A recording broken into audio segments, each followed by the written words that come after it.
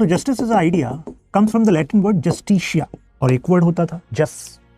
तो बेसिकली इसका मतलब ये है राइचसनेस, फेयर ट्रीटमेंट। लेकिन प्रॉब्लम ये है, what may be considered as fair for you, is it necessary that others would also consider fairness in the same way? भाई आपके लिए जो जस्टिस है हो सकता है दूसरे के लिए वो जस्टिस ना हो, है कि नहीं? तो यार सबसे बड़ा प्रॉब्लम तो ये है कि जस्टिस के किसी कॉमन प्रिंसिपल पर हमें एग्री होना पड़ेगा। हमारे प्रेम्बल में 3 तरह से जस्टिस बोला गया है, justice, social justice, economic justice, political justice, है ना? यहाँ पर लिख लेते हैं सोशल, पॉलिटिकल, इकोनॉमिक। साथ में हमें इनका कोरिलेशन भी देखना पड़ेगा with different parts of Indian Constitution, ठीक है? तो now, can we say justice is something which is common to all people which are living in this territory? मतलब कुछ ऐसे प्रिंसिपल्स जो सब एग्री करेंगे कि हाँ सबके काम के हैं।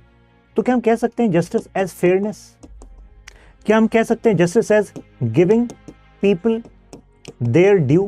भाई जिसको जो मिलना चाहिए, जिसका जो होना चाहिए वो मिले। क्या हम कह सकते हैं justice is like an agreement regarding certain rights and wrongs so that society can be in order?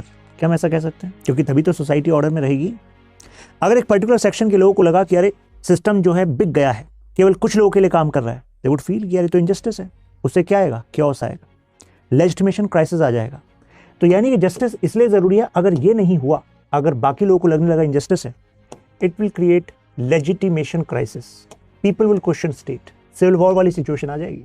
Legitimation crisis, people may break law, लोग लॉ को ब्रेक करेंगे। मैं आपको बता रहा हूं क्यों जरूरी था, क्यों लिखा गया हमारे कॉन्स्टिट्यूशन में मे ब्रेक लॉ। अल्टीमेटली क्या हो सकता है? chaos, law and order issue. आपने कभी सोचा है ऐसा क्यों हुआ that many third world countries who actually got independence during the same time when India got independence और actually fall into the trap of civil war? उनकी डेमोक्रेसी फेल होगी, कॉन्स्टिट्यूशन फेल होगा। अरे अपने आसपास देख लीजिए आप, बांग्लादेश में देखो कॉन्स्टिट्यूशन फेल हुआ, नेपाल में कॉन्स्टिट्यूशन फेल हुआ, मतलब पॉलिटिकल इंस्टेबिलिटी आई, इवन श्रीलंका में आई, पाकिस्तान तो आपको पता ही है, बट इंडिया में नहीं। क्या हम कह सकते हैं इसका एक बड़ा रीजन है कि हमने जस्टिस के प्रिंसिपल्स को भी रखा और उसके एग्जीक्यूशन के लिए जो इंस्टीट्यूशन जरूरी थे कि भाई जो कह दिया है उसको कुछ हद तक पूरा भी किया है, केवल कहने से नहीं होगा।